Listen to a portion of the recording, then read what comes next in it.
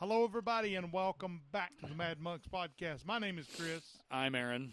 and we are awesome. That's Start no with that. credentials, no verification. No. we're awesome. Yes, we Take are. it or leave it. If you can't accept it, then We we'll don't pray, care. we'll pray for you. We'll pray for you. Yes, you need prayer anyway, so we might as well pray for you. What a way to build new listeners. Yes. Yeah, we're awesome. If you don't think we're awesome, you suck. And we're going to pray for you. You need to see Jesus. You need to find Jesus in your heart.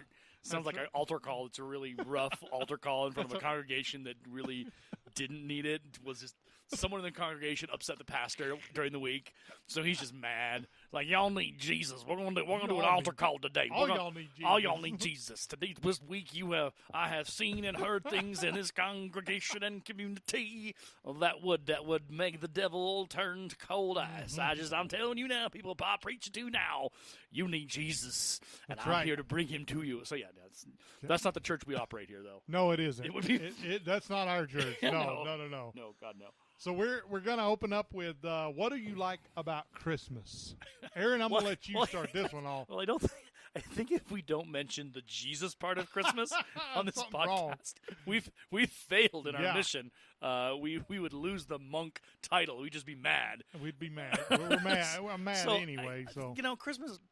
What I like about Christmas is, specifically with the Christian faith, is that Christmas represents the fulfillment of a prophecy of it does. a lot of prophecies Yes. within the Old Testament, not in the way that people expected, but Yeah. it was the prophecy of the Son coming to the new King, whatever, yada yada yada, all this stuff.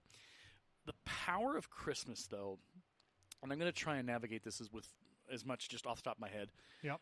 is that so Mary and Joseph, they were married, I believe, right? They were. They were just recently married or betrothed or whatever. They're betrothed to each No, other. so they were engaged. They weren't married yet. Yeah, That was yeah. the deal.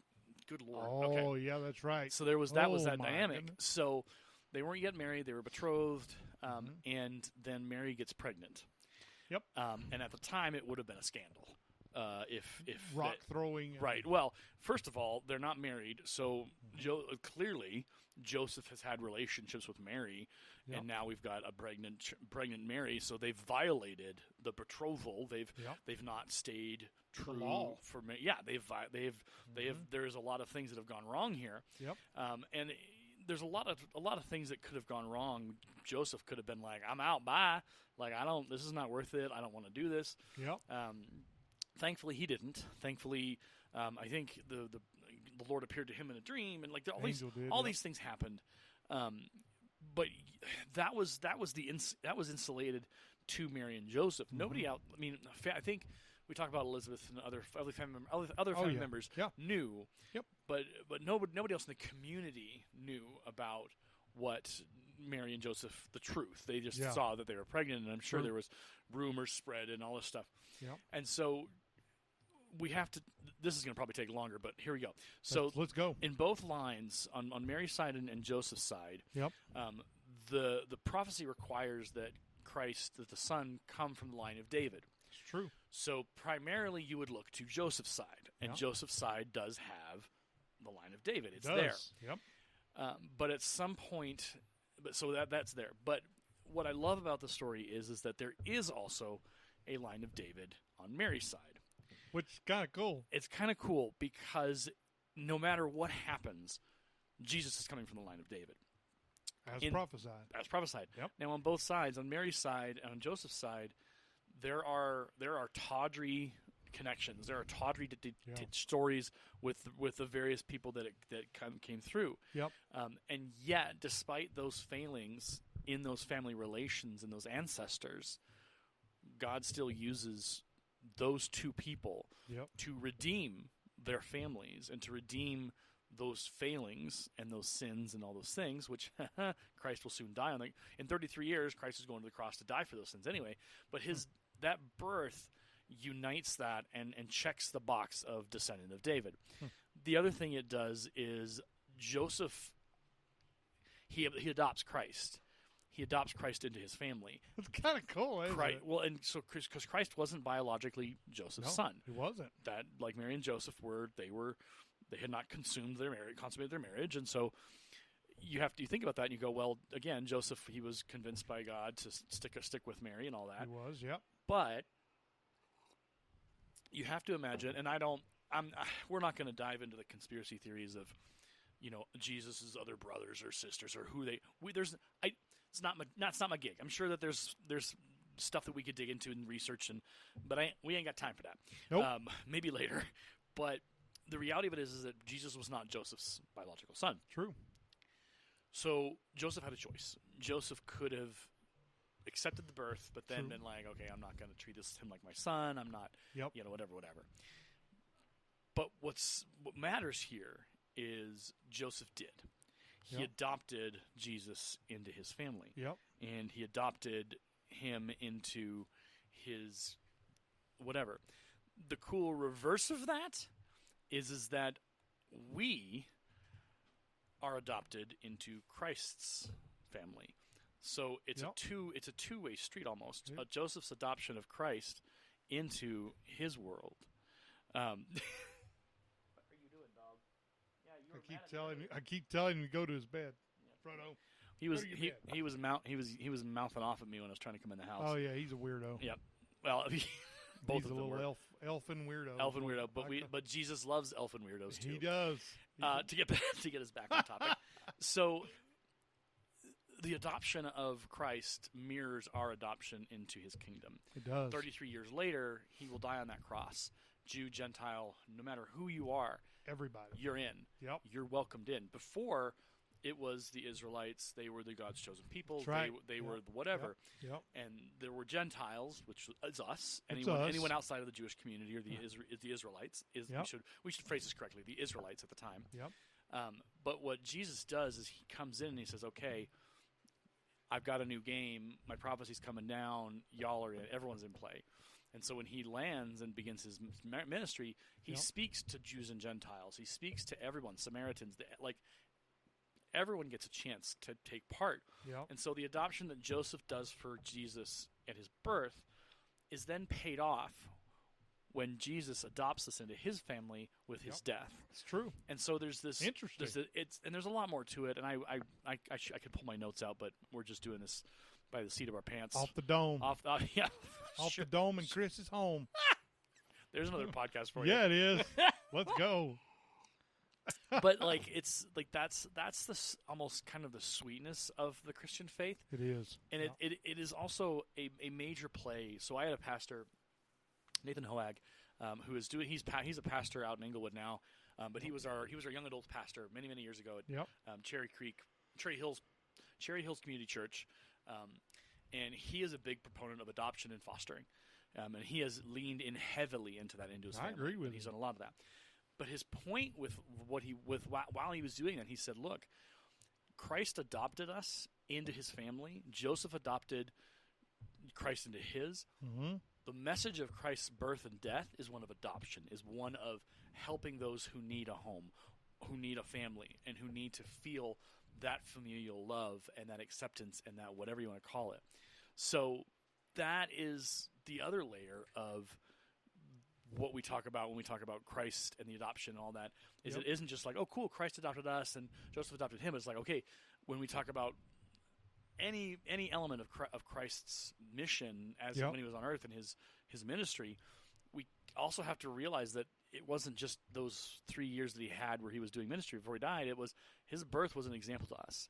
And it was an example to us to say, look, you need to be like me. Yep. You need to be willing and able whenever you can to do that for others, to adopt them. It's the do unto others as you would do unto me or as I have done unto you. Like Christ adopted us into His family with His death. He did. He did. That's I never thought about that. that's a huge message, and that's a huge important dynamic that we should never shy away from His Yeah. death and Exactly. the root cause of it and the suffering He endured and the sins that were wiped away with His death. Yeah. And the new relationship that everyone gets to enjoy with Christ. We shouldn't forget that, but we also have to lean into the fact that there is so much of Christ's life that we sometimes forget about how we should be living our lives. Exactly. Now, I'm not here to tell you that everyone needs to go out and suddenly start adopting and fostering. That's not my gig No, here. We're not telling you that. But you need to evaluate Mm-hmm. what am I doing with my life to help those in need, Yep. to help the poor, to help the widows, to help the children who need. Like, there's so much in the Bible. The orphans. The orphans. There's so much in the Bible in the New Testament. After we get Matthew, Mark, Luke, and John, we start kicking into Acts and Romans and Ephesians and Philippians, like the Church of Ephesus, the Roman Church, like the Acts, the Church of like those churches understood the call to help the people in need. They did. And way back in the day, back in like 2000 to 2000 whatever, I attended a church called Colorado Community Church, and their tagline for a while, they changed their motto a couple times after that. Things happened and whatever, but their motto for a long time was a 20th century church with a 21st century church with a first century power. And the idea behind it is that they were following that model of being a part of the community and being a servant into the community. Yep. Apparently, I got to keep drinking my coffee or I cough. I guess. So there's that element of, because and Colorado Community Church was a mega church by all definitions. It was. But it was. It was. And the idea behind it was like, we need to use this mega church power that we have for good. Like, let's get into ministry. Let's get into volunteering. Let's serve the community. I see. I got now, did they hit all the boxes all the time? Sometimes, but a big part of the church was we need to be in the community. We need to be supporting local ministries. And it was incredible to watch when it worked. Later on with Mark Brewer was the pastor, and Mark Brewer, he left the church to go do his own thing. Why does that sound familiar? So he was the pastor of Cherry Creek Pres back in the day before he came to Cherry Hills Community Church, and he was the longtime pastor at Cherry Hills Community Church not Cherry Creek. So Cherry Creek Pres, and then he came to Colorado Community Church, and he led Colorado Community Church for many years. And then he left and was called. He felt like he was called to California, where he did other stuff and whatever. And then other pastors came in, and things kind of got diluted. But yeah, Mark Brewer was back in the, I would say, the early late 90s into the 2000s. Mark Brewer was a significant figure in the Denver evangelical Christian community. I've heard that name. Yeah, he's written books, and he came back to Denver to do a church for a while, maybe 10, 15 years ago. I was a part of that. It kind of started, but it didn't really take off in the way that we had hoped. Yeah. But the thing about Mark Brewer is that he understood and had a finger on the pulse of what was going on in culture and in America and the things. And so interesting. He was able to interpret a lot of that and relate that to what the church should be doing. I think the problem when he came back, again, no, I don't. This is not a verified thing. Like, I don't have this in writing, or I don't have this 100%. Like, this is what I know. This is what I think. The church had changed so much by the time he come back to Denver, and even like a lot of churches have changed, and they've drifted away from that ministry. They've drifted away from volunteering and being a part of the community. And it's really, I don't know. It's a challenge to look at churches today, and even like youth groups and other things, that it's not the same, and there's an absence of, I guess, practical action, both in youth ministries and in children in children's ministries and youth ministries and adult ministries. But that's has been my experience recently here and also in Denver before we left. Is that I think we need to be reminded why the church exists. Exactly. And what's the point of it, and why Great Commission. Go out and make disciples of all nations and do love, like all these things that, are pretty basic and pretty standard. It's just mind-boggling that people don't get that. So, but it's not so mind-boggling because we've lost the truth. We've lost the way. We don't. People talk about like, oh, what would Jesus do? And it's like the answer is like, well, I think he would tell you to get off your butt and go do something. He would, Or, hey, you need to go find a place to work or minister, or you need to find a place to do your ministry, be it at your job, be it in your community, be it in your home, everywhere, your family, or just in your daily trips to the grocery store. That's your ministry. Let's live that. Yeah. But getting people to believe in that or getting people to not just believe in it, but to want it. That's the key, to want it. Well, and I think we've become busy. Like, everyone's so busy with everything, and I freely admit, like, when I get home after work, man, I'm tired. I'm this done. coffee is helping on a Friday afternoon. It's very good coffee. It's pretty good coffee. Yeah, it's not bad. It's got a good taste to it. But so I don't know.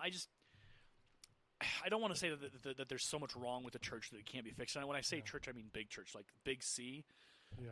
But I don't know if we know how to serve our communities well. Okay. Oh, that's interesting. I don't know if we do as a big church. Now, locally here, churches, I mean, I know they do work. They do. Rising Up, our Methodist church is heavily involved in the Methodist church in doing that. And with Rising Up and supporting them, they use our annex facility. Yep. But there's just that extra step of like there is a need for substitute teachers in our community right now. Like we need them. Oh, I've heard y'all need teachers so Well, bad. just substitutes so that teachers, if they have a sick day, that they can take it or whatever, but we don't. So my question then becomes, so where are the people?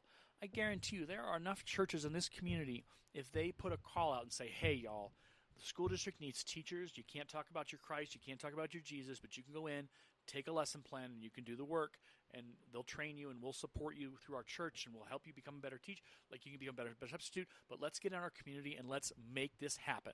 Let us help relieve the pressure that's on the school district right now, and they need substitutes. Let's get some bodies in there. Let's get some people engaged in where it needs to be. And is it going to be messy? Is it going to be – no, yeah, it is. But it's going to be hard. But here's the thing. Either we're willing to do the hard work, which ministry is the hard work, or we just don't want to. It's too hard. It's too we don't care. I'm hesitant to say it, but right? But I don't want to accuse the community here of that. Hear me loud and clear. If you're trying to get me to say that, that's not what I'm. Or if you're thinking I'm saying that, that's not what I'm saying. But the church should operate in a way of like, where is your need? I have people. Let me send people. Exactly. That is the armor of God, the feet fitted with the readiness of the gospel of peace. Send me, Lord. Send me, Lord. Where do you need me? And that doesn't mean you're going to go down to Mexico for a missions trip for a week. No. That might mean, hey, we got to get our house in order in this community. Let's find a way to help. Hey, Boys and Girls Club needs volunteers. You're not going to get paid, but it's volunteer work. Hey, this organization needs some mentors, needs some tutors. Yep. Hey, we need substitute teachers desperately who are willing to take a gig at the last minute because teachers are getting sick all the dang time. Where are our churches when there's a need? And I don't have an answer. I don't know where they're at. Well, this is not an accusation. It's more of just a desperate question. It is. Of what are we doing with our time and our efforts and our talents? True. And there's plenty of stories in the Bible about the people who had the littlest talent, like the money, and they gave what little they had. Gave it all. Because that was what matters. The tithing was important. Yep. And people are like, oh, well, I get my 10%. Great. But what are you doing with your hands and your feet? Where are your hands and feet in God's green earth? He wants it all, not just part of it. Right. We are stewards. We are not just, we're just, we're here to assist. We're here to help out Jesus. No. We are the stewards of this land. We are the stewards of its people. We are the stewards. We are like, and I think that's what I struggle with because I don't, and I'm coordinating churches is a hot mess because churches have different ideas, different competing whatever, and it's they ever? It's even more challenging in a rural community. Yep. But I think about it. I'm like, okay, well, we've got issues with homelessness. We have Rising Up that needs funded. We have all these needs, and I know we're not a rich community, but I know there are people with financial abilities out there, and companies and groups and churches who could find a way to make that happen. Yep. And what you said, go Lord, send me. Where am I needed? Where do it's I need not to go? need. I mean, yeah, sure. There's needs in Mexico. There's needs in Guatemala. There's needs all over the world for missionaries. But if you can step out your front door and if you can identify 3 things within 4 miles that could probably use the church's help, maybe you should focus there first. That's an interesting thing because I had a pastor one time. There was a guy that I met. He was wanting me to come to Denver to do street ministry. Yeah. And my pastor pulled me into his office, Doug Trevithick, in case you're wondering. Okay. And he said, Chris, God brought you here, right? Yep. Yes, Doug, I believe he did. Yep. He said, so do work here. Yep. That's exactly what he said. Yeah. And it's as simple as that. Yeah. And I think what happens is people get like, well, I don't know if I'm good. Like, I don't care if you're good at it or not. God's going to help us get there. Like He will get us there. like we will figure it out. You have to be willing to be open to learning new experiences, to challenging yourself. Yep. And is your first day as a substitute going to probably suck a little bit? Sure, but I guarantee you, and I say this with I say this with very little authority in deciding anything when it comes to substitutes. But I guarantee you, if we all of a sudden had 100+ applicants across the community from people who are willing to be subs, Darn. the district would lose it. They would be like, "Oh yeah, let's go. We'll put a support in that classroom for that teacher. We'll figure this out. We'll make sure like these subs are taken care of." Like they would work with us. They would work with people. But we don't have enough. Like we've put in for subs at our building several times this last week. Nothing. Oh, darn. But it was those sub calls at 7 p.m. or whatever, and so we put it in the system, and nobody picked them up. That is crazy. And I'm sure that's the case across the district. I've it asked is. questions about coverage, and people are like, "Yeah, we're doing a lot of coverage," and it's like we have a need in this community, and it's not just our community. I guarantee you, it's in every It's all community over. across the world, It is. across this country right now. It's like, well, there's a problem in our schools. Things aren't going well. Yep. Teachers are being It's true. things are happening and teachers are quitting, and it's a mess. What are you doing to solve that problem? Well, I go to my school board. Great, congratulations, you attended a school board meeting. But are you actually finding a way to do get? anything. Yeah, are you getting into the building? Are you finding a way to help the kids and the teachers and the staff in the community to make the best possible education available to these students by just being there and being willing to work and accepting that you're not going to be perfect all the time, but accepting that this is You won't. like ministry is supposed to be messy. It is. Ministry is not this clinical robe. You walk in and No. it's like, oh no, ministry is messy. Now mission trips are messy. They are. You don't shower much. Like you're working hard. You're doing whatever. Like if you go on a mission trip and you're getting a twice daily shower or one shower a day, and You are blessed beyond. yeah anything. you're living the high life.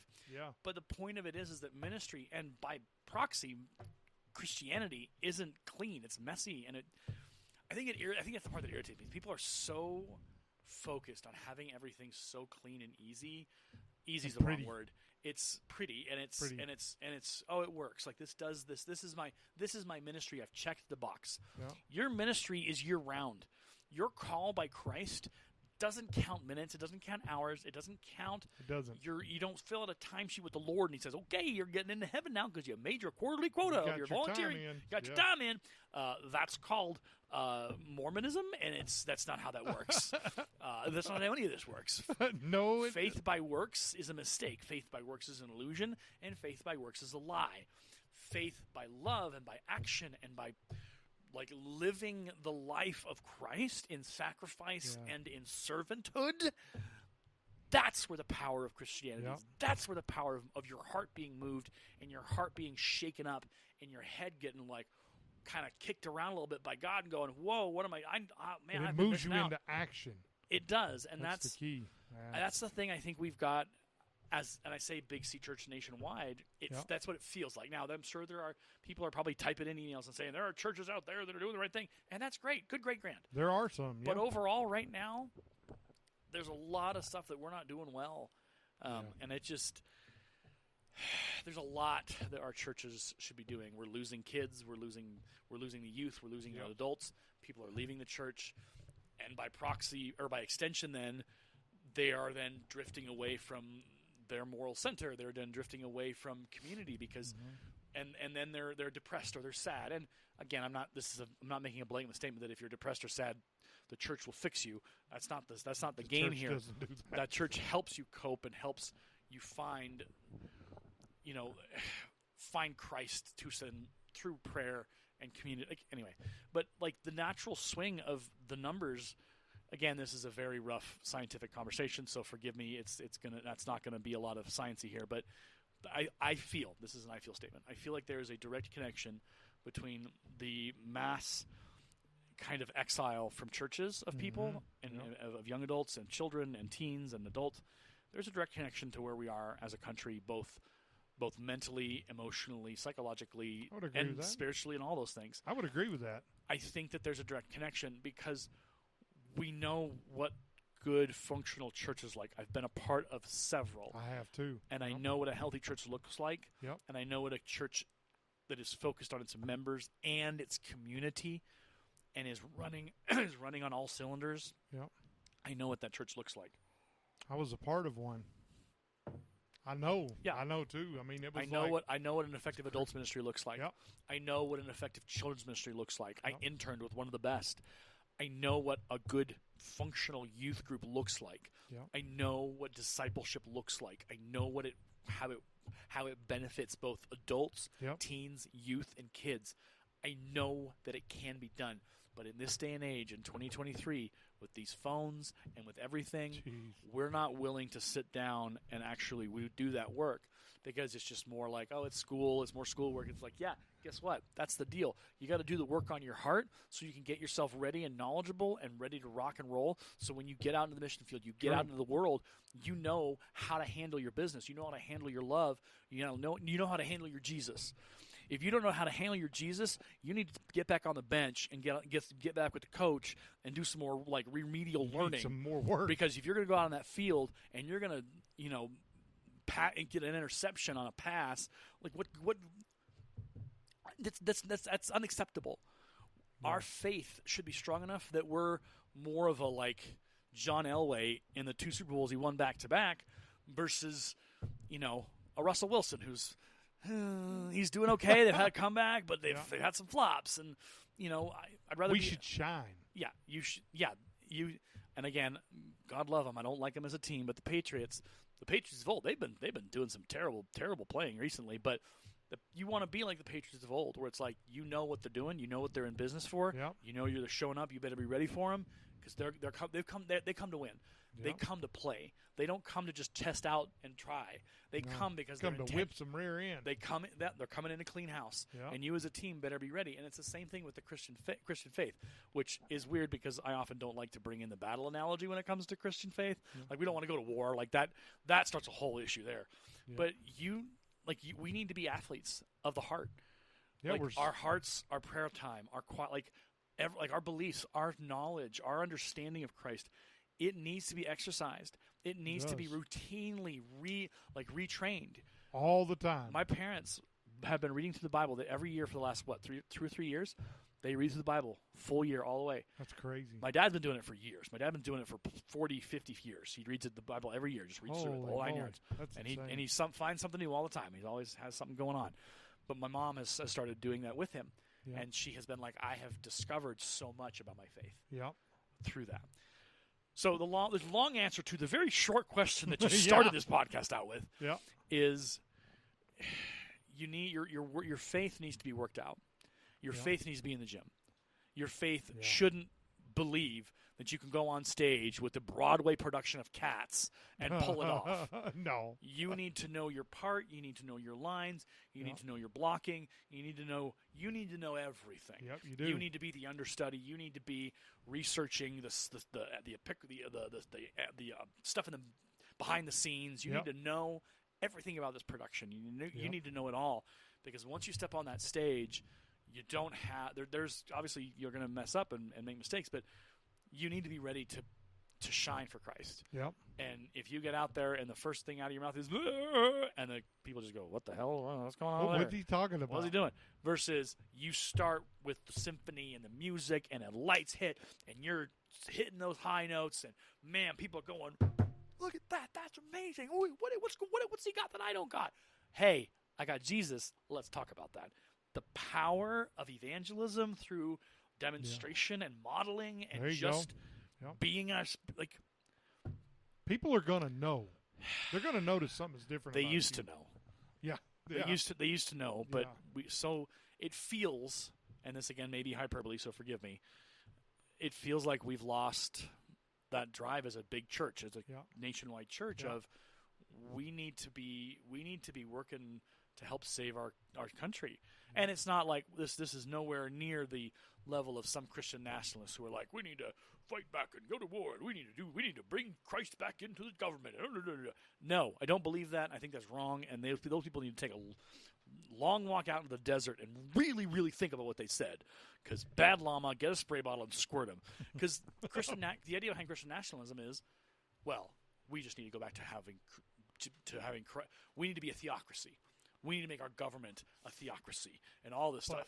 that is like contrary To everything. The reason why people left England in 1776 Yeah. is because of that very thing. Because it was you had to be one way or the other, and they left. I mean, there's a whole host of other issues there, but they left because of religious persecution because they wanted to live their own life. To the worship government and the church were one. Yeah, and they were like, that was that the we don't reason. want that. We want to Yeah, be exactly. out from under this massive hand that is trying to crush us and tell us how to live our lives. The freedom to practice whatever you want. Right. That's And so I know, right? They've called it the Great Experiment. The United States of America is the Great Experiment. It is one of the very few countries in the world where freedom of speech and freedom of religion are leaned in very heavily. I love it too. And I get a kick out of it because I you love can it, you man. can be in this country and you can be driving through a town like a Fort Morgan or a Denver or wherever, and you can find mosques, you can find like the Jewish temples, you can find all of that. You can find every religion coexisting for the most part peacefully. Although For the most part, I like that. Right now we've got some issues with some stuff going on in the Middle East and it's spilling over into here. Yeah. But for the most part, that's the beauty of America is that we have mostly figured out a way to be together Yep. and to worship our own faiths in, I guess, not unison, but in harmony. With whatever. Anyway, so this is a long answer to a short question, but it's the church and its people need to step up, and people need to realize the church exists for a purpose and a reason. Yeah. It's they not do. here to tell you how to live your life. Nope. I mean, it is, but it's your relationship and your decision. But the church exists to help support people and strengthen people and lift people up, and For sick people. to be a servant. Yeah. We're The servants. church is a servant, and Yep. that's the best way I can think about that. So yeah, Interesting. I don't know if you, I don't know how long we've talked for, but it's been a bit. I don't know. It's been a while. But so for me, Christmas, I like Christmas because, well, it was a long time. 30 minutes. there you go. That's Okay. That's That'll an work. intro and a half. That's there it is. Okay, so what Yeah. do you love about Christmas? I love Christmas when it comes this time of year. See, for me, I have this feeling that when it gets to like January, I'm like, okay, I'm Yeah. ready for it to be springtime now. But Christmas time to me is a special time because I remember this one Christmas where it was so simple. Yeah. My dad was still alive, my mama, my brother. We were all together in this room, in our living room, and Yep. we opened our presents. My brother got Jack London, Call of the Wild. Okay. So it was a book that had 3 books. I got Charles Dickens, Tell Two Cities, and there were 2 other ones in there. I don't remember what they were, but I still to this day remember that Christmas because it was such a simplistic. It was so simplistic, Yeah. but you could tell that my dad and my mom loved us. Yeah. You could feel the love from them. And so for me, I don't know. I love Christmas for multitudes of reasons, but that's one reason. That memory, every time it comes this time of year, I love it. And I get to spend it with my family, Yeah. and that's all I got. Well, and I think I think Christmas, the best part about Christmas is family. Oh, it is. I We're agree. traveling down to Arizona to spend time with my parents and my brother and his wife and their kids. Yep. And it's, I don't know how else to celebrate Christmas but then to be with family. Me neither. I don't know any other way. And I Yeah. know that sounds really presumptuous and probably sounds a little bit proud and arrogant, but it's hard for me to understand those who can't do that or don't have that opportunity. Yeah, it's kind of crazy, huh? And I think that to bring my long answer that I just, bloviated for about 30 minutes, there's where the church can step in again. It is. Hey, you don't have family during Christmas? Come hang out with us on Christmas Day. We're going to open up our building. That's a good idea. We're gonna have Christmas tree. We're gonna have Christmas dinner. Volunteers are gonna be here who aren't traveling. Come and join us and take part. We'll sing Christmas carols. Yeah, that's pretty good. We'll have, if you want to bring your gifts to open with us, we would be delighted to Interesting. spend that. But Or give gifts too. give gifts. Hey, Yeah. we've got some gifts that we'd like to open with you. Like like you do it in a way it's not like a system or a program. It's just like, hey, next month when Christmas rolls around, if you need a place to be, we'll have Christmas food, we'll have Christmas games, we'll have Christmas music. You can just come hang out in our sanctuary with us, and we'll spend Christmas with you and your family. Yep. We'll be open. We open at 8, and everyone's got to be out by 8 p.m. But you figure out a way to minister to people in your community who need it. Yeah. And that's, I don't know. That's interesting. I have a lot of pent up. The word's not anger, but it's righteous indignation. Yeah. At the church. Yeah, I do too. I never want to sound like I'm condemning or accusing the church in a way that's mean or malicious. Yep. But I also just want to gently nudge those churches and go, Are y'all in this to win it, or are you alive? You Hello, alive? hey, do you need CPR or do you need a clear, whatever? Like that's my worry is that we've lost so many members and people who would regularly attend church, and now I think it's one of my pens. I'll drop a pen, so it's I don't know. Yeah, it's crazy. So on to the heavier subject tonight. We're really going to do this, huh? Yeah, we are. Okay. Yeah, I'm going to step into it because the church never wants to talk about it, so I'll talk about it. Okay. Suicide. So yeah.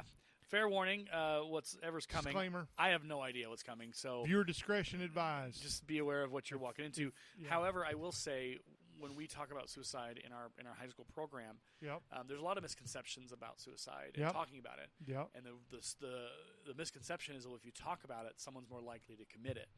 And the reality of it is, no, the more you talk about it and engage it, it actually helps them see and realize that maybe they should do something else. They should not try and pursue that path. People care enough to talk about it, and then they get to ask questions or they get to engage or just feel like they're being acknowledged. So talking about suicide is actually a more powerful moment than ignoring it, which, again, I'm happy to admit that it's not. But here's the thing. It's also okay to admit that it's an uncomfortable conversation because it deals with a really intense emotional piece. Yeah. But it also deals with a lot of unanswered questions as to why those things happen. Yeah. There was I'll come back to you in a second, but there was here locally in northeastern Colorado, there was a storm chaser who committed suicide. I don't know if you saw it on Facebook. I saw it on Facebook, And he had been happy and fine the day before, and then the next day he posted on social media, I've been looking forward to this day, and then he committed suicide. And there were a lot of questions, and there was a lot, like, it showed up on 9 News. Like, it showed up on a news station reporting about what happened and the impact, because it wasn't just the storm chaser community, it was also the weather community and all of the people, and there was even, like, he was involved in volunteer organizations, and the impact of that loss was felt. And so the question's always asked, do we talk about it? And the answer is yes, we always should. So we better. I will readily accept my gentle nudge for myself, but I will also say that you're welcome to hit the pause button at any point if this gets a little sticky. Yeah. And be okay with that, but also be willing to come back to the conversation as it continues. And it may take multiple episodes for us to get this done. It may. But could. It is one of those things that if we don't talk, like I said, if we don't talk about it, we're not going to figure it out. So doing nothing does nothing. That's exactly right. So it was. For me, it started with my brother. I'd never really thought about suicide at all. Yep. And my brother had talked about it for years. He had tried like 4 or 5 times to do it, and this one time in 2015, he shot himself. Yeah. My dad was at home, but he had came home and was playing the video game for I don't know how long he was on the computer. Yeah. And my dad felt guilty for that. So he was home like 4 or 5 hours. Yeah. And then walked in there, and there he was. Oof. So he don't know when it actually happened. And my dad, let me tell y'all something, man. My dad was never the same ever again. Yeah. My brother was loved by hundreds of people. Yeah. There were people in Australia right. that loved my brother. Yeah. And so the weight of what he did was felt across multiple platforms, across multiple groups of people. Yeah. And so ever since then, I saw the signs, and his last video on YouTube kind of said it all. He said, I'm so depressed. He said, I am so depressed. And you could hear the weight and the heaviness in his voice, but I didn't notice it. Yeah. Have you ever done that? You've watched something and you heard it, but you didn't notice it. Yeah. It's hearing, it's hearing, but not listening. Yeah, exactly. And so I'll never forget it, man. I heard about it on Facebook. That's how I found out. A buddy of mine said, I think something bad happened at your dad's house. That was a microwave. Okay. And so he was apparently shot himself. I know because I cleaned his blood off of the wall and off of the floor myself. Yeah. My wife was with me when we did that. And I remember the look in my dad's eye. I will never forget the look he had in his eye. And, I mean, I'm going to tell y'all right now, this stuff is heavy. It is heavy for me because it almost happened to my son over there. Yeah. My youngest son, Isaac, is 13 now. Yeah. And he tried to commit suicide a few weeks ago with a rope. Yeah. The rope broke. Thank God the rope broke. Yeah. And he threw the rope away. He was bullied in 7th grade. Yeah. Or wait, no, 6th grade. Yep. And it was so bad, apparently. Because, okay, for some people, it's fine. Yeah. You can have people argue with you and yell at you and call you all kind of names and it doesn't bother you. Yeah. But for some people, it hurts them deeply. I would say for most people. For most people, it does. Because here's the thing. Like, in middle school, in my middle school experiences, I was bullied. I committed suicide. I contemplated suicide. Yeah. I planned out what I was going to do. He did, yeah. And you don't, like, people are just like, oh, you just need to toughen up. It's like, well, okay, so we'll take a small here we go. Small rabbit trail. Yes. So in this day and age, at least at where I teach, we have a counselor who puts together for us a weekly social emotional lesson that we put forth and talk about with our advisory group. There you go. We also talk with our students on a daily basis about social emotional regulation, how to handle things and stuff like that. Yep, that's a wonderful thing to do. I look at my students today and I go, if I had half of this social emotional awareness and the social emotional programs when I was in high school, when I was in middle school, I would have had a heck of a lot less, like, I still would have struggled, but I would have been able to been like, hey, I know what's going on. I get it. I have a coping mechanism. Hey, they're showing me how to cope with this. They're showing me how to deal with this. In middle school, it was just like, I just need to get over it. Now, there were teachers who cared, but the overall idea of the culture at the time was you just need to get over it. You just need to not listen to them. It's like, that's great, but you're not teaching me how to not listen to them. And so that's exactly right. The other problem is these damn phones.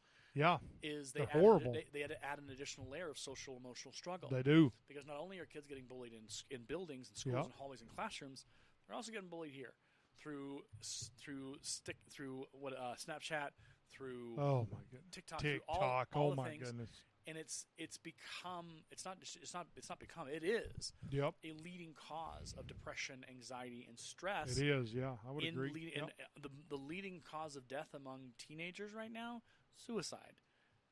It's sad, man. That's the thing. And so when we talk about, like, even now with our social emotional awareness, in certain places or certain buildings or whatever, it's not sinking in fast enough. That students are going, hey, I can get out of this. I can work through this, versus it's all around me and I can't escape it. And that's when the problems occur. Right, because when there's no escape, what do? There's no hope. And in a middle school world, so I taught 6th grade for 2 years. You know that. You did, yep. Their world is so 6th graders. I taught 6th grade. I know 7th grade and 8th grade's a little trickier, but 6th grade and into 7th grade, their worlds are so small. Their world is school and their home life, and maybe an extracurricular that they're doing. Maybe that's 3 things in their life. They might have a relationship that they're pursuing. That's 4. Now you think about our lives. We have our job, we have our cars, we have our computers, we have our gaming, we have our there is so many things. Our world is so huge. I can go on my computer right now and look at New York City and look at Times Square. I could book a ticket to South Carolina tomorrow and go explore and love that country, that part of the country. It is a country. Yeah, it is, yes. South But Carolina. Yes. That's me as a 41-year-old adult. It's true. I can do that. Yep. A 12-year-old sixth grader can't. They don't have anywhere to go. Yeah. Now, and if their home life isn't the greatest, or if their home life, if they don't feel like they can speak out in their home life, and it's not a matter of like, and it's not a matter of that their parents don't know or they're not able. They don't see a way out. Yeah. And they don't, for whatever. And again, you're talking about a 12-year-old, 11-year-old, sixth grader. Their brains aren't developed to go, I need to talk to somebody. I need to ask for help. Yeah, exactly. They're just going, everything's screwed. I'm done. It's over. I have no hope. The world's closing in on me. What do I do? What do I do? What do I do? What do I do? What do I do? Well, what are you going to do when you're 12 years old and your entire world has just shrunk to you being in this little black hole going, what do I do? What do I do? What do I do? And that is on a daily basis. And you might have a teacher who reaches out to you. You might have somebody who tries to bring light into that world. Yep. But if there's not enough light getting in there and all you like, what do you think's going to happen? Well, and exactly. This is where I'm going to indict schools around the country is that I know for a fact, without question, that there are teachers in this country, in this world, who don't give a care about kids and what's going on. That's horrible. I know it, and I absolutely can. I've seen it. You could walk into any building. Yep. I guarantee you walk in as a guest and say, "Hey, I'm here to tour your building. Can I just walk? Can you give me a sticker? Can you check my background? Can I walk and check?" I guarantee you walk. You'll see the adults that care. Oh, you and can you'll see the ones that don't. That's right. And I've asked this question of when I taught sixth grade, my two groups, Yep. my first group, and my second group, I've asked them, "Hey, are there adults in your life in the building you're in that care?" The answer is very few. Like 90-something% of the time, they'll say no. No, there's not somebody that I feel like I can talk to. I've asked kids the same question. Yeah, and that was when I taught at the middle school, and now when I teach at the high school, at my alternative high school. My goal is to try and do that so much. Be like, hey, I'm here to listen. Like, what do you need? But in sixth grade, You're I tried. Well, at sixth grade, I tried really hard because I understand sixth graders. Yep. I understand that world is so small. It and is. If you got one person who says, "Hey, how you doing? How's today?" Yep. Sucks, man. I'm sorry, it sucks. Anything I can be doing to help you not suck? Yeah, just check in with me. Okay. Hey, you want to hear a dad joke? Like stupid stuff like that. Huh. I had a student my second year, my second year of teaching, and she was a latecomer. So we had already started the school year. Yep. So everyone was starting to pair up with friends, make friendships. Oh yeah. Yep. And she started late. So when you start 2 months after everyone's been there, you feel out of place. You're out of place. Woo. You don't have friends. You don't have anybody.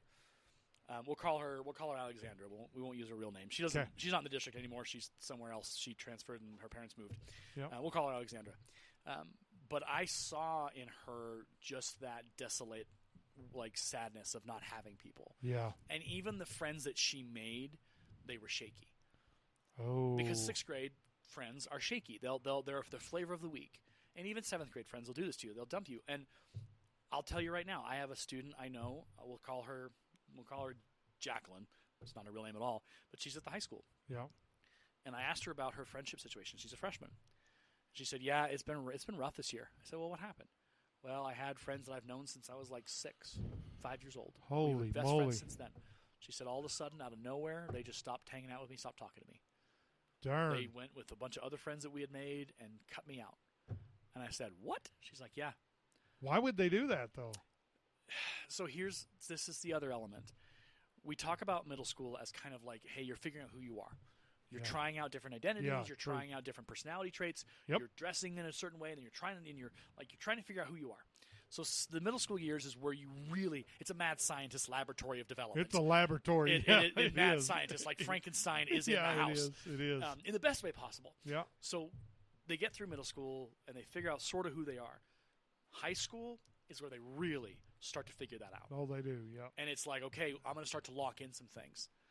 And so what happens, or what can happen is, and again, this is all theory and my own perspective and my belief of what I know and seen, Well, I is agree that with you. they'll start to really firm up who they are. That's true. And if they don't see that friend that they've known since they were 6 years old as a part of that identity, Yeah. cut them out. go with the people that you know, that you feel like you've built a good friendship with and that you can trust. And like she was saying, yeah, we were in both friend groups. We were both like but that friend just left her behind. Left me behind.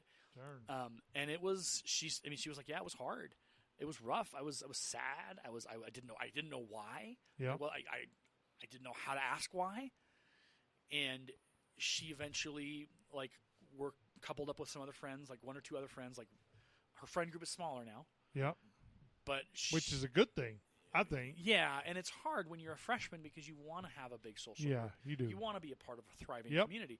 And the world and the media and TV shows and movies, they tell you should have a big old friend group because that's what popularity is. But for her, it was a harsh learning experience of going, they left me and I don't know why. And I said, well, did you how? Sad. And the further conversation was, I didn't know if I did something wrong. I felt like I had done something wrong. Yeah. And I said, well, hold on there, Jacqueline. I'm trying to remember the name I assigned her. I said, hold on, Jacqueline. I said, you didn't. They chose you. They didn't. They chose somebody else. They chose somebody else. I said, if they were your real friends, if they were your ride or die since you were 6 years old, chose you. They would have stuck with you. And they would have said, you know what? You're more important than this brand new shiny group of friends. That all of these people. Yeah. You matter more than all this shine. That's true. And so, but Jacqueline's story and Alexandra's story. So Alexandra came to us, and I made sure I was like checking with her every day. Would sit with her in class to talk to her, and I'm like, there were days where I could tell she was having a rough day. Yeah. And there was a moment, and I will never forget this, where it was like an advisory class. Like it was just the last class of the day for everyone to kind of breathe and get themselves together and get ready to go. Yeah. And I was sitting on a desk back by my desk, just kind of hanging out and just working on some stuff. And she came and sat like right underneath the desk. So like where I'm standing here, I was sitting here. She sat like right under the desk, kind of in like cover, sheltered. What in the world? And I knew what was happening. I was like, she needs to feel safe. She's not going to ask me because she wouldn't. She's just going to do it. She needs to ask. She needs to feel safe. Yep. And so she kind of just curled in down there. And I didn't say anything to her. I just kind of, scooted a little bit closer so she could feel my presence, that I was there. Yep. And I just sat there. And at the end of class, I asked her, how you doing? She said, I'm doing better. It's like, okay. At the end of that school year, she moved. But before she moved, I got to talk to her. And she said, you were the first friend I had. Oh, my goodness. When I came in. And she said, that was so important to me that I had you were my friend. You were the first friend, and you made it your point to be a part of my life every step of the way. Turn. And so I think about that as I reflect on your conversation about that situation and suicide in general, is that one of the biggest things I feel like that can help combat those feelings is adults, teaching adults, professional, academic people in their lives, taking a vested, genuine, and honest interest in those students' lives. You have to, because they know that you don't care. They'll figure it out very quickly. They'll know, and they know who they can talk to, and they know who they can't, and they know who's going to get mad at them for no reason, and they know the ones who are going to care enough to go, let's talk about this for a second. Ooh, boy, you are not kidding about that. The power of an adult, of a teacher in a student's life, from middle school to high school. Now, elementary school, no questions asked. You got to love kids if you're going to work in elementary school. If you're there and you don't like kids, I don't know what you were thinking. Please go get evaluated. There's some that don't. Well, let me tell you. They need to have their heads checked. Yes, anyway, they do. So my point is that elementary school is a whole other situation, right? True, yeah. I could never do it because I have my personal space. I like to have my personal space. I don't want to be invaded by a second grader going, just not my jam. I'm like, I love you. Back up. But keep your space. Get a squirt bottle. I would be fired within an hour of teaching a second grade class. I'd just be like, you need to walk me out of here. I would call and be like, principal, I'm out. Bye. See you later, bro. You need to get me out of here. But when you talk about middle schoolers, you talk about high schoolers, but middle schoolers especially, and especially because your son, he was 6th or 7th grade. Yeah. Oh, but more recently too. So they need to. Yeah, correct. So they need to know that someone cares. Yeah. And not just someone, multiple someones. They need to know that, hey, I might not get along with Mr. DeLay, but I know that he's gonna be in. He cares. He cares. I yeah. don't want to I don't get along with him very well, but I know he's gonna ask me, hey, how you doing? Yeah. What can I be doing for you? And he's going to mean it. He's going to mean it Yeah, because he's going to do whatever he can to help. Yep, yep. I had a student in 6th grade who was something had happened, and it had gone six ways to Tuesday south. Like it was bad. He was in tears. I had to put him in our little area outside the classroom, give him a thing to draw and some thing to The color. little pod. He needed to breathe, right? Yep. So we got to the end of class, and I said, hey, are you feeling better? He's like, I'm a little bit better. I was like, hey, do you want me to check on you in about 15 to 20 minutes? He said, yes. I said, okay, I'll come check on you.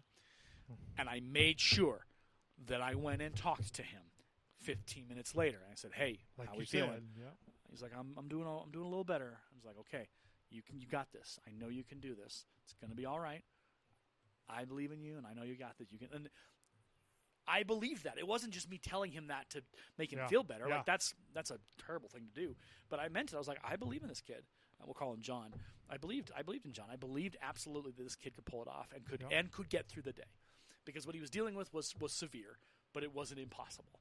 And telling him that, like, you are possible, you are able to do this, you can do this with our help. I'll check in with you. Hey, you want to come by my classroom and check in with me? Let's do it.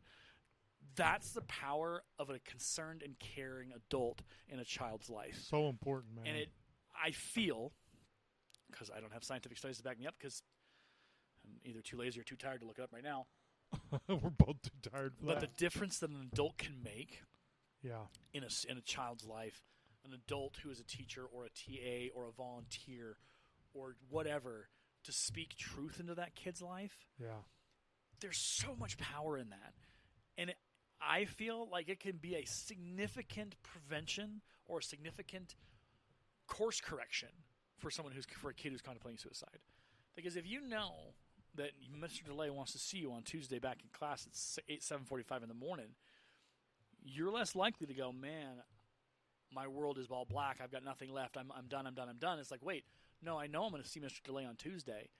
Okay, well, I know also I'm going to see this other teacher too. Oh, yeah.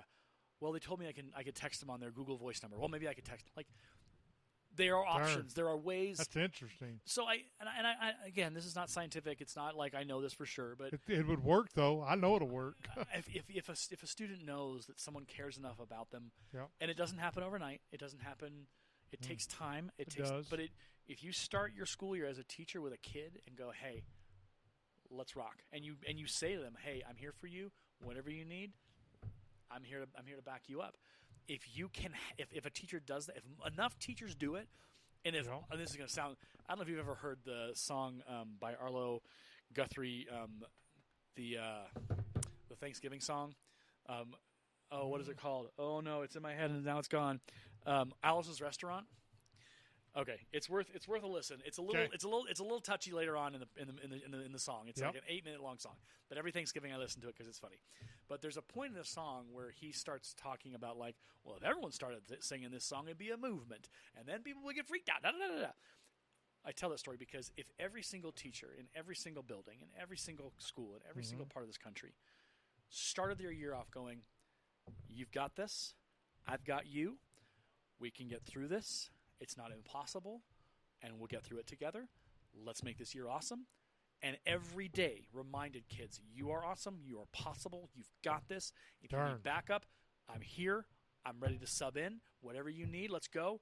We'll get through this together. You are not alone in this. You are able. We can get, like, can you imagine if every single teacher in every single classroom in every single part of this country said that consistently and definitely fulfilled their promise of I'll be there for you? I would have graduated high school. Just saying. I think the conversation about suicide, especially in our youth, we need to understand that we do not do right by them. We don't. Yeah, we And absolutely don't. We don't, because we don't understand them. Yep. Or we pretend that we don't understand them. Here's the thing. Or we the don't. only new thing they've had in their lives that we didn't have is this gosh darn thing, this phone. That's exactly right. Yeah. If you understand how much of their world lives on these things, and then you can extrapolate the conversation earlier about how small my world was when I was a middle schooler, you take that small world and then you add in this extra level of pressure with all the different ways to do all the things that you want to or don't want to do. Yeah. There's your answer. Because that small world that we live in and they live in, together with this, makes for a hellscape. But here's the thing, like I said earlier, if a teacher is willing and able to say, hey, that's crazy. What's going on? What do you need? And consistently does it every single day for every single class period with every single student. Like I said, they might not get along with Mr. DeLay, but they might get along with Mr. Sherrill. Yeah. They might be like, hey, I know I do the work in Mr. DeLay's class, but I don't really like him. He's not my jam. But Mr. Sherrill, man, I can talk about computers with that dude. Or, hey, with Mrs. Waters, she loves to talk about nails. And, man, girl, I love nails. Like, that's my piece. That's where I find my measure of peace and love is doing my nails once a week. And when I talk to Mrs. Waters, she asks me, "Oh, I love those colors. Where'd you get those? How did you do that, girl? Girl, tell me all about it. Can you do my nails, girl? Let's come in early on like a Friday, or hey, stay after school and I want to learn from you. I want to know how you do that, 'cause, girl, you got that. Like." Everybody has something, and everybody can share something with a student that says, "Hey, I like what you got going on there. That's really cool. Let's get to know that thing about you. Let's explore that." We had a teacher a couple years ago who he had a real Rolex. Like dude had been in what the hey? He before he was a teacher, he had done a lot of work and he had made money the good way. A lot of money. Apparently. He did. But he had a student who was like, he's like, okay, if you get your work done, you can wear the Rolex for the day. And you just got to turn it in to me at the end of the day, but you can wear that Rolex today if you earn this, if you do this assignment. Goodness. But that kid was like, he was the kid who loved his hat, like had his hat with the sticker still on it. Oh, yeah. He was all about his shoes being clean. He was all about the right fashion choices. That was his jam. He loved that. Now, unfortunately, that student, we'll call him Craig. He didn't graduate. He dropped out because for whatever reason, things happened. But there was a moment where a teacher grabbed his attention and had something he was interested in and had value assigned to it. Sure. If you can find what a kid values, even a small piece, and you can start to uncover that and engage that and acknowledge that and show that you accept that and that you're interested genuinely and that's really cool and, oh, my gosh, can you tell me more about that? That kid is less likely to do something with themselves because they know, hey, this dude, every day I walk in, Mr. Late's going to say, hey, good morning, how you doing? Good to see you. Come on in, grab this thing. Hey, how was the weekend ball game? How'd that go? Hey, or showing up to showing out and being there. Crazy. But it's so simple too. It's like super simple. If it was simple, everyone would do it, Chris. But apparently we can't in this world, in this country. Apparently not. So everybody's got to be right. Well, it's not even just that. It's like we don't want to really address the big elephant in the room when it comes to how we help kids. Yeah. Now, I say this with pride because I'm proud of what we do at Lincoln. I am too. Yeah, y'all do good work there. But it's like, we have 30, 40, 45 kids. Yeah. We have a max capacity. We can't do what we do everywhere because that's just not how the system works. Yeah. But that model has been around for a while. And there are enough buildings in this schools in this country who have done that work. And there are teachers who, in their heart of hearts, know what needs to be done. They do. But it's complicated by the fact that we have COVID and we have kids who are acting crazy and awful to teachers right now. But I've seen it. Here's what I would say is that it's going to get a lot harder before it gets easier. You're right. But my message to teachers and my message to anybody, to people in ministry, to people in the communities, if you want to stop this thing from happening, you got to put some skin in the game. You got to be willing to show up, to help, to support, to engage, whatever it takes. You want to change something? You ever seen Sister Act 2? I did, yeah. I love Sister Act 2. That's a great movie. So, do you know who Lauryn Hill is?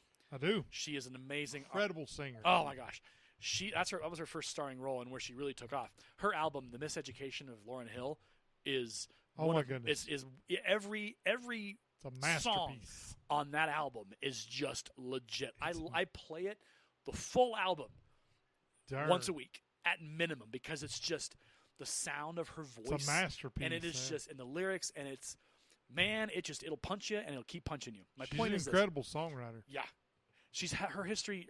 Her last 20 years has not been great. She's had some issues, but the Lauryn Hill of Miseducation of Lauryn Hill is great. Man. I won't. You can do your own research on her and her experiences, who she's been and what she's been doing. My point is, there's a moment in that song or a moment in the movie where Whoopi Goldberg, who I love Sister Act 2. It is a little corny because Sister Act 1 is legit.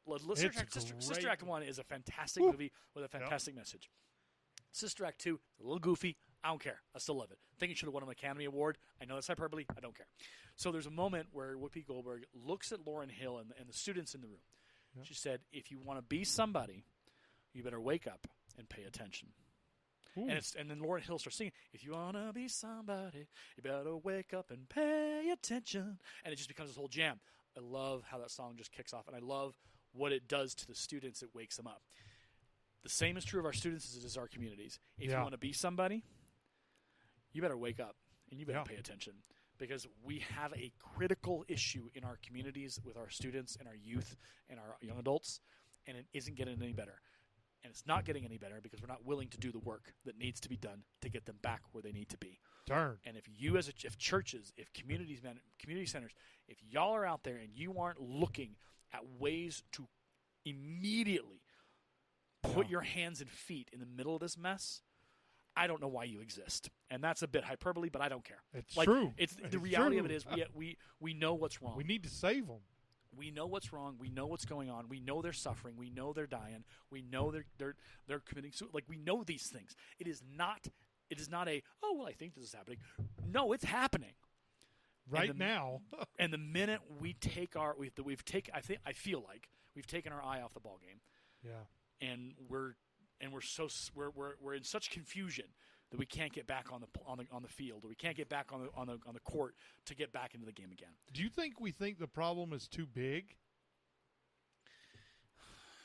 That's because for me, when my son came to me, and so I was at work, and he texts me, Dad, nobody cares about me. Nobody loves me. I'm just going to kill myself. Those are the words he said to me, and I'm like, oh, crap. Yeah. I left work immediately. I went in and talked to my boss. His office is right next to mine. I said, Scott, I got to go, bro. Yeah. I got to go. Yeah. And so I go, and my son, he walked out of school and was walking down the highway. Okay. I'm like, where the frig is he at? and so, I will tell you that the thought that went through my head, I don't know what I was thinking about. Yeah. I wasn't really thinking. I was just reacting. Yeah. And that's the problem. We got to quit reacting. Yeah. And act first instead of reacting. Yeah. Because reacting, isn't helping. It could be too late. Yeah. You're reacting to a situation that's already in progress. But that was the problem I had. Yeah. I think that's part of it. The problem is too big. Yeah. But it's not. Because if everyone put some skin in the game,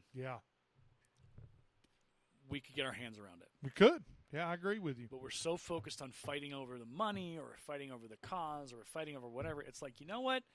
You can blame people later. Right now, we got to save our kids. We got to save our youth. We have to save them, man. And that, I think, is the part that I think that's the failure of people who haven't been in part of church. Yeah. Because when I worked at my church as a volunteer and then an intern, I knew kids were having a hell of a time. I knew it. There was no question life was rough. But when these things started coming in, that's when things got worse. It got way worse. Yeah. It was exponentially worse. And I think we feel, or again, this is a big we, this is not me, we feel like there's no way to fight against this. And there absolutely is, but you have to be willing to get into it. You have to be willing to say, dirty, okay, man. Cool, I'm going to take your phone away. So yeah,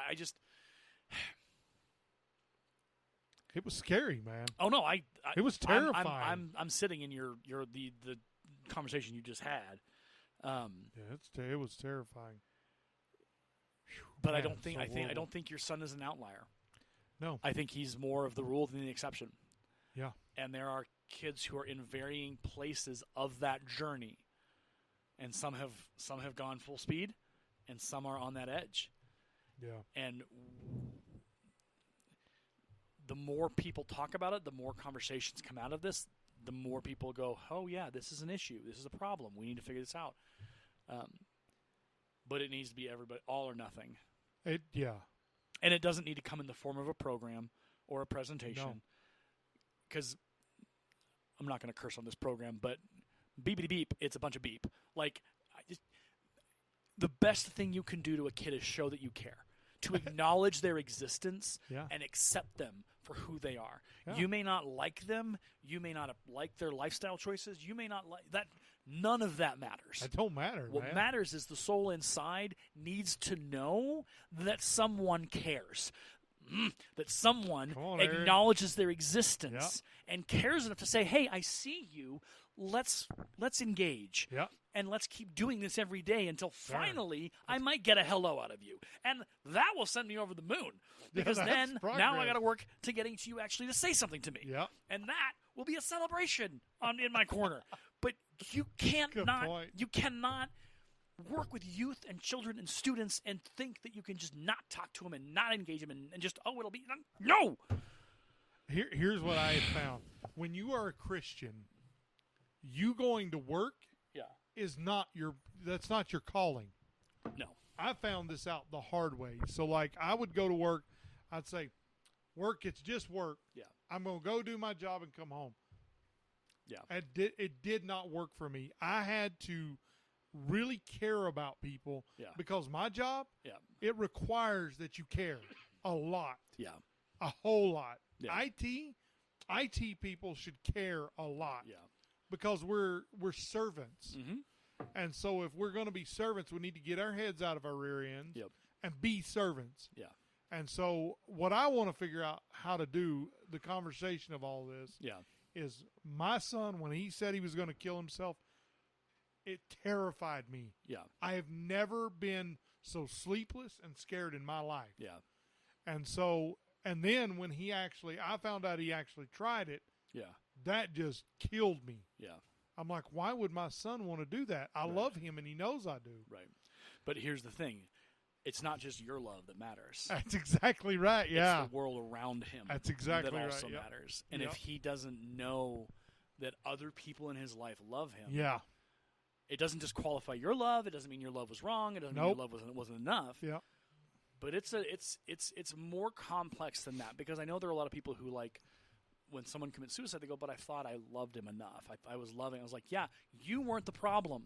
No. And I hesitate to even say you're the problem, but you're not the one that failed here. Someone else or someone's else failed to reach out and do what needed to be done. And I don't want to fail. No, and I don't think anybody does, but I think that's how serious we need to take it.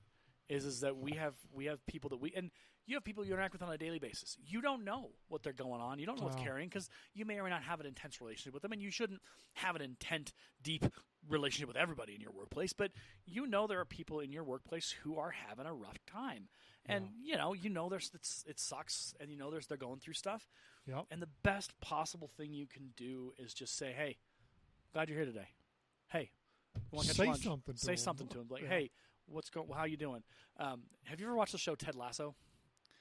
No, it's on Apple TV, so you'd have to subscribe to it. And I know how you feel with subscriptions. Oh my goodness! But Ted Lasso is one of the greatest television shows of all time. Are you serious? It is impeccably written, impeccably acted. And Ted Lasso. So the story is Ted Lasso. Interesting. He's a coach in Kansas of a football team, and they went all the way and they won the championship. Yep. So a football team in the United Kingdom hires him to turn around their team. Ted Lasso is a unending fount of optimism. And the first thing that he is an unending. He is fantastic to watch. He's an inspiration. His character is just like, man, I need to do more of that. But there's an equipment manager on the team, and I think his name is Nathan.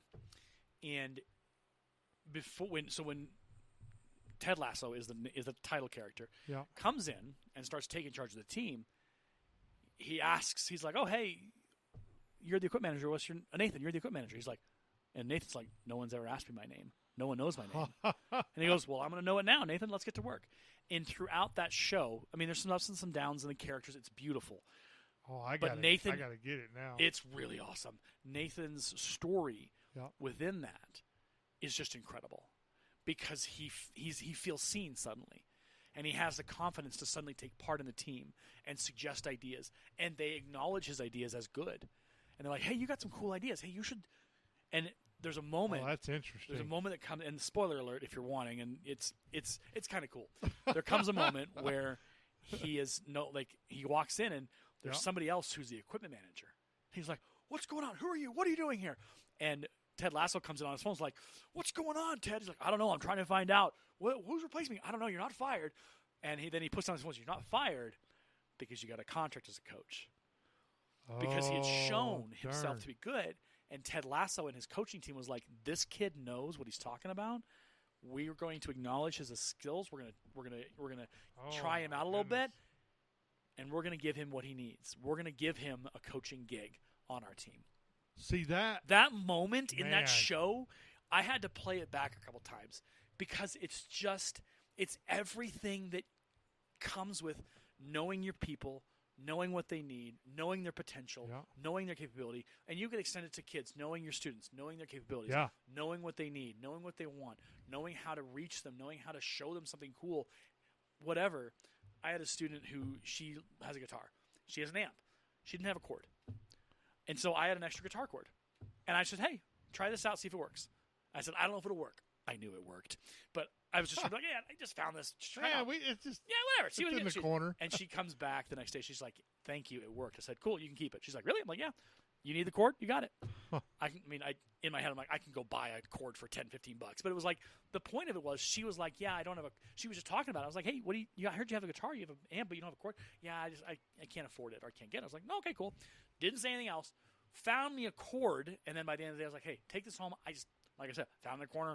I got one over there. Yeah, but like I had it. I was like, Yeah. fine, whatever. I don't need it. Next day, she was over the moon. Thank you for that cord. Yeah, absolutely. Keep it. It's yours. See, it's that little bitty difference. Yeah. Because Isaac, he had like this, it was like this fog over him. Yeah. Like a darkness where he Yeah. couldn't see through it. Yeah. That's what it kind of seemed like to me. It's the light. It's that there are lights shining through that darkness in the guise of teachers and adults at the school and whatever. Like that's what matters. Man, is that that is crazy. he would if he had his entire team like engaging with him on a daily Yep. basis. Hey, Yep. how you doing? Hey, bud, you look a little down.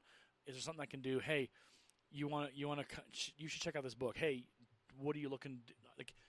Anything and everything you can find a way into a kid's life, do it, because as teachers, that's our charge. Teaching is a sacred duty. And Oh, it is you a are not s- It is a kidding. sacred and sacrosanct duty with which we hold a child's life in our hands. Literally, And you do. if you are not willing to engage and at least at a minimum acknowledge, accept, and find out what you can be doing for that child in your classroom, you need to rethink your professional choices. You need to go somewhere else. Yeah, please do, because You're hurting more than you're that's helping. the same as in an office building. If you're a manager of a team, you should be talking to your team. You're not going to be their friend, but you're going to be their leader. Hey, good morning. Welcome to Monday morning meetings. We're going to start off with some good things. My good thing is I woke up this morning, man. I was tired. My weekend was awesome, but man, I'm struggling. But I'm here and I'm ready to work with y'all. That's my good thing. Hey, what's your good thing, Phil? Oh man, I got to go and see a play on Friday. Oh crap, what kind of play was it? Oh, it was like a musical, and there was like these greasers, and it was amazing. Oh my gosh, what play was it? Oh, it was this play? Blah, blah. Dude, I'm gonna check that out. Thanks for sharing that with me. Hey, Darn. Gregory, what'd you do? Oh man, I just sat on my couch all day. I was like, oh cool, what'd you watch? Oh, I watched this show. It was Godzilla Ballerino. Oh really? Oh cool, I love Godzilla, man. You should. I'm gonna check that out. Can you send that email to me about the title? And you hold a Monday meeting like that. So then Tuesday morning you have a quick another huddle. Hey, I watched that Godzilla movie, man. It was awesome. That Good was call. Good freaking call. Sweet. And then they're like, hey, what are we going to do today? Hey, guys, how, like, you build in those relationships Yep. where they know that you care enough to ask, but you're not asking for their life story. You're asking for, hey, I'm looking for some information. So then as time goes, you revisit that. You'd be like, hey, do you see that Godzilla trailer for the new movie coming out tomorrow? Really? There's a new trailer? Yeah, man, it just dropped. You should check it out on YouTube. Like, people care that you acknowledge that. Like, what? You knew? You remember that? Dude, I remember that. Yeah, you talked about it. You were loving it. the power of that, both in an academic setting but also in a professional setting, Yeah. is incredible. It makes a huge difference. I've had bosses who remembered things that I didn't think they'd remember, and I was like, that motivates me. That motivates me more to show up. So if a kid knows that you care enough about their experience or their thing or whatever, they'll be like, yeah, I'm going to show up to class on Friday because I know Aaron's going to ask me about this game that I'm playing, and I want to share. I want to tell him. They're like, all right, let's go. So that's crazy. Anyway, so that's – you asked the question. You wanted to go hard into the conversation. I think we did. We did. Yeah, it was great. It was awesome. But I want people to know that you're not – suicide is not painless. Suicide is hard on a lot of people. But in order to push back on that idea that it's a way out, they need to know that there's other ways for them to get what they need. Yeah, exactly. There's other ways to get that love. Yeah. There's other ways to get that connection. That's exactly right. Because connections save people. Yeah. I know I'm going to change the way I do things. I think for me, it's reminding myself in my classroom to do more of that. It's that relighting the fire of passion, of drive, and of wanting to know about your kids, about your students, about anything you do. And again, you don't do it to overwhelm them. You just start showing interest. It's just like, hey, you see them. Yeah, you acknowledge. Hey, good morning. We have a janitor in our building. I'm not going to say her name. Her name is we'll go Georgia. Her name's Georgia. She's a lovely lady. Yeah. We have 2 hours of her a day. She's great. I make sure that I say hello to her at least a couple times a day. Yeah. Oh, yeah. Because in a lot, like when I used to work at the hospital as a housekeeping manager, people ignored our housekeepers. Heavily. Heavily ignored them, didn't acknowledge their existence, and actively tried to antagonize them with blaming them for not doing a good job or whatever. Oh, yeah. And it was like, they're human beings. You need to accept that What they're are you humans doing, and man? acknowledge their humanity and get off that little golden thing that you're sitting on, and let's get down to business where we are as humans, one-on-one, one-to-one, trying to get through the day. And that's my message, is we're all dealing with something. We're all dealing with something or some things. All of it. We can do it together. We should never try and do it alone. Never, ever. You can't do it by yourself. In the world of ever, has anyone dealt with something extraordinary and then just been like, oh, I'm gonna one player it? No, they don't work that way, man. Bring in that multiplayer, man. Bring your party with you, because your party will support you and your party will get you through. Oh yeah, and you'll be there for your party when they need the help. So, I got a new saying. Okay. Make your life care. Ooh. Darn. I'm gonna sit in that for a second. Yeah, I had to make your life care. I was sitting here thinking about that a lot. I think that's darn. That's interesting. I don't know where that even came from. Make your life care. I got nothing on that one. That's a bomb.com one right there. Just drop the mic. I mean, we won't drop these mics because they're nice, but they were only $10. Well, let's keep them in good condition. Let's not try and blow They're them decent up. mics. Make your life care. Yep. Okay. There you go, everybody. I'm good. Yeah. Thank y'all for watching or listening. Yeah. You're not watching nothing, but my name is Chris. My name's Aaron. And we appreciate your time, and we hope that you really learned something from this. We really make your life care. Do that, everybody. Make your life care, and you are possible. There you go. Thank y'all for listening. Peace out. Peace, everybody. Woo! That was good.